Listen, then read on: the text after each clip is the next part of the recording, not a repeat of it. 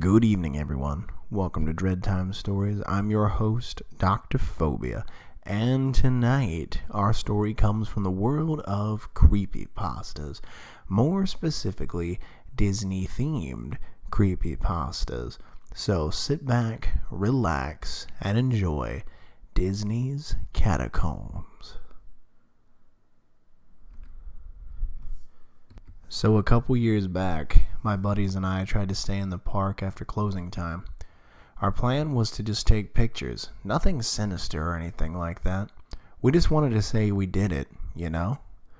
Basically, we snuck from bathroom to bathroom, corner to corner, and managed to stay there until they closed the gates and the maintenance team got to work. We were really surprised we hadn't gotten caught. It was almost strange, considering how much talking up Disney security gets. Our hearts were beating like crazy, and we sat there for a while, hiding behind a tombstone by the haunted mansion. We noticed it's true. The Disney staff had signed their names onto every single one. So finally we got the courage to roam around, still being careful as to not be seen. It was really eerie. The occasional guard or maintenance worker would walk by, and we would just duck in or hide behind a corner. It worked for about a half an hour. Of course, we couldn't keep this up for long, and yeah, they caught us. Give us props for even attempting and succeeding, but that's not where the story ends. So the first thing we said when they caught us was, "Are you going to take us down to the dungeon?" And we laughed. The security guard chuckled too, so the mood wasn't too dreary. He told us we weren't the first people to try to sneak into the park after hours, but he wanted to know how we did it. We explained the situation, and he actually laughed and said that wasn't a bad plan. He told us he had to take us to the Disney jail to be further interrogated, which we thought was odd, but we figured from the beginning, if we had gotten caught, they'd take us down there. It might have been our plan all along. Maybe we wanted to see the Disney catacombs more than we wanted to be in the park after hours. So he called for more workers to come and help him escort us, and we went towards Toontown. Then he took us down in this elevator, right into hell. The first thing we noticed was how expensive looking the elevator was. I don't know if that makes sense, but it's hard to explain. It was like a stainless steel interior with mirrors all around, and the floor was this tacky red carpeting, but it looked expensive. There were only 2 buttons in this elevator, not counting the emergency buttons. One said up, the other said down. I had forgotten to mention they never handcuffed us or zip-tied our hands. They just walked beside us, expecting we'd follow. Not that we were going to try to make a run for it. These people seemed decent. Like, how are we supposed to know what was going to happen? The elevator stopped, and we started to walk down this perfectly shining, bleach-smelling corridor. There were no doors on either side, just a plain, empty corridor. We walked for what seemed like an eternity, and no one was talking. It was just me, my friends, the security guard, and 2 maintenance workers. Finally, we reached a heavy metal door that had a security code and a card reader. One worker put his card in, and the other typed a code on the keypad. I watched the code he typed, 121566. I only remembered it because I found out later its significance, and it makes me laugh looking back. Strange. It's strange that I could laugh looking back. They led my friends and I into another corridor. This one had doors down the hallway walls. Each door had a little plexiglass square, a 10 by 10 inch window in the top right corner. It looked like some sort of psych ward, to be honest, not so much like a jail. He led us into room 1901, and inside was a single desk with, surprisingly, 3 chairs for me and each of my friends. Then they left us alone in there, closing the door on the way out. We sat in the chairs like obedient little children and waited for them to return, but they never did. 2 hours went by, and no one came back for us. My buddy Tim went to the door, and surprisingly, it was unlocked. He didn't open it though. He was worried there'd be a guard on the outside thinking we were trying to escape, and we weren't looking for any more trouble. So about 25 minutes went by. When we got restless and finally decided to leave the room, the hallway was empty like before. No signs of people. Nothing. We started calling out, "Hello? Is anybody there?" But no one answered our calls. We noticed surveillance cameras were placed above every door, and we got to wondering if there was any living soul in this place at all. We should have left right then and there, but then again, whoever does the right thing in these kinds of situations? Every door looked the same. Each one had a specific number above it. They weren't in order like, let's say, rooms 1 to 10. They were scattered numbers. For example, our room had been 1901, but the door next to it was 1205. We got to thinking and finally assumed that they were just randomly chosen. We walked up that hallway and had no idea where we were going, what we were going to find, or even if it mattered. My other buddy, Guy, decided that we should just leave. He said that if he really wanted us here, they'd have come back, and maybe this was just a scare tactic. Maybe they just wanted to trick us into thinking we were being arrested, and they were waiting for us outside to laugh. I felt weary of the whole situation, and Tim was just quiet the whole time, nodding his head here and there. He was more interested in looking into the door's little 10 by 10 inch windows. That wasn't a good idea. I tried to tell him, but of course, no one listens to reason when they're freaked out.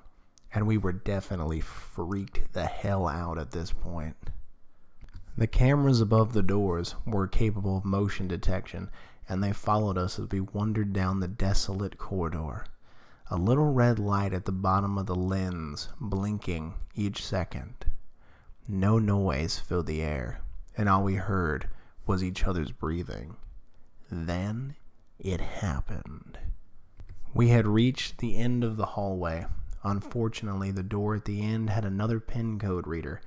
I tried the PIN from before, the one I saw him type in, but it was invalid. And at that moment, the lights in the hallway shut off, and we heard the doors. I can still hear them to this day. The doors opened, all lining up the corridor. They made a subtle creak and then a boom as they hit the wall with force. As I said, after I entered the invalid key code into the pad, the lights shut off and the doors opened, except for the door with the keypad. We also noticed as the doors opened, each doorway had a little bit of light seeping from its open pathway. We just stood there, stunned, for a good 5 minutes, not knowing what to do. We figured we tripped some kind of alarm, and it was just a protocol, a standard drill in case of an attempted escape. What were we supposed to think? So we turned the other direction, away from the locked door. A sense of panic hit all three of us for some reason, and we got the urge to run. No one agreed to running. It was like we all knew we had to at the same time. Like some sort of instinct, like a baby gazelle knowing when to run from a lion. And we were in the lion's den, all right. It wasn't until about the 10th door we passed that we began looking into doorways as we passed them. Standing at the doors were people in costumes. We were running past Donalds, Mickeys, Goofies, Plutos, and all different kinds of Disney characters. It was insane. We screamed at the top of our lungs. I know they say never look behind you as you run, but I did. They were leaving their rooms and following us. Not running, just casually walking towards us. I think that's what made it more terrifying. Almost like they knew we had nowhere to go. Now, I don't know if it was all in my head, just from sheer panic of the moment, but I swear I still swear, on my mother's life, I heard It's a Small World playing over an intercom. I have a fear of dolls, and the ride always gives me the creeps. But now I could see them, little robotic dolls standing in the doorway as we passed. Still following were the costume characters. The dolls weren't chasing us, thank God. I would have died from a heart attack if I had seen the dolls following suit, but they didn't. It didn't make the situation at all better. I mean, how many times have you been followed by a group of costumed individuals seemingly out to eat you alive? At least that's what I told myself to keep moving. Stopping meant being devoured by Donald Duck. I don't know about you, but I don't want to go out like that. Tim was crying, Guy was sweating and heavily breathing, and I just kept turning my head to see if we were being followed, and of course, we were. I'm not sure how many doors we passed at this point, or if there were really different characters at each door, but I knew this hallway had to end at some point, and we were getting out of this place. Pronto. Easier said than done. I looked back after another minute or two of running, and noticed there was nothing behind us anymore that we could see. I heard footsteps, but I figured we had gotten so far ahead of them, and they were still walking casually like before. The hallway was still going on for what seemed like forever, and Guy needed to stop, or he was going to faint from exhaustion. The door beside us was open, with a light on, but nothing inside. We decided we would hide in there until we caught our breath and could continue onward. As we closed the door behind us, I noticed the room was 1966. Again, that meant nothing at the time. Tim was pacing the room, Guy was laying on the floor, still breathing pretty hard, and I was at the window. Looking out, I saw nothing. No more music, no nothing. It was dark out, and hard to tell for sure, but I figured I'd have seen figures, shadows, or something. Still, I kept watch. After 15 minutes or so, Guy said he was good to go. Tim was the only one smart enough to pull out his new Razor cell phone. No signal, of course. He opened the door suddenly, quietly, and heard no footsteps. Nothing was following us anymore, but we weren't taking any chances. We got back to running. It only took us another 7 minutes to reach the door, give or take. It had no keypad, and it was open. We entered the corridor from before, and thank God there were no doors. We ran for the elevator and got in, pushed the up button, and just stood there, looking at each other, dumbfounded as to what just happened. None of us spoke. We just waited till the elevator door opened back to Toontown and started making our way toward the front gate. We kept a low profile, using the same duck and hide technique that had gotten us this far from the get-go. Maintenance workers and security guards were still about, but we couldn't take any more chances. Finally, Tim lost it and took off in a sprint. I couldn't imagine what set him off until I looked and saw that everyone in the park just stood there, staring at us with blank faces. We heard a voice over the intercom explaining that 3 fugitives had escaped from captivity and needed to go back down to the Disney jails. We booked it. Catching up to Tim, costume characters appeared from the shadows, workers and guards chasing after us. Everyone was sprinting for us. I couldn't see well, but I imagined drool dripping from their jowls. They wanted us back down there. We had escaped, and they were pissed. The gate was just up ahead. The creepiest thing about it all, besides the voice over the intercom, the park was dead silent. No chat from the workers could be heard. Even now, as we were running for what we assumed was our lives, from the workers, the characters, and the guards, no one bothered to shout after us. No one yelled, saying, "Stop." Nothing. Just footsteps and the occasional cough from Guy. As we made it past the park's front gate, We didn't stop until we got to the parking lot. Our car was gone, and we were left scratching our heads. We continued running down the road, which went on for miles, occasionally stopping for us to catch our breath.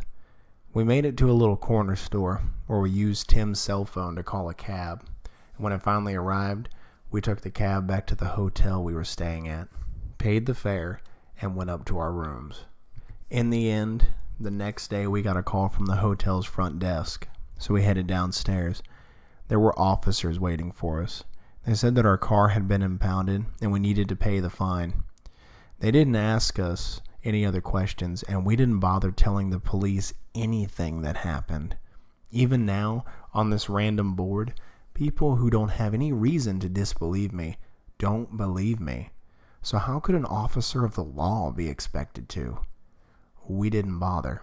We simply paid the fine and drove home. We didn't talk about what happened the whole drive back. It wasn't until a couple weeks later I got myself to search up the numbers. Curiosity, I guess.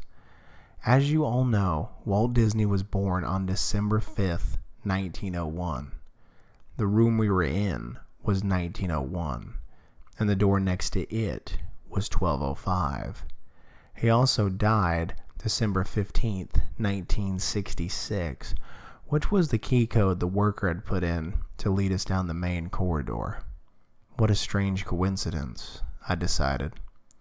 Whether any of that was real at all, I couldn't tell you. Maybe our imaginations ran wild. We were tired. It was around 1 a.m. when we made our escape, so it's a plausible answer. I'll never forget it, though, and I haven't been back since. Well, that was the Disney Catacombs. I hope you enjoyed it, and thank you for listening. Like I always say in closing, check under your bed, look in your closet, and sleep with the light on. The life you save may very well be your own. Good night, everyone.